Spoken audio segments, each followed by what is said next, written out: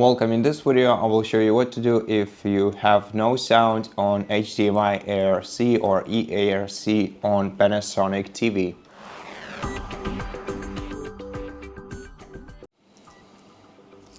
So first of all, press the gear button on your remote control to open settings, then go to all settings menu, and after that select display and sound section, open sound, open audio input, and in audio input menu select digital output and change it from auto to PCM or pass through, and then check your audio once again. This should fix the issue. So that's it for this video. If it helps you, please consider subscribing to our channel, leave us a like in the comment below, and I'll see you in the next one.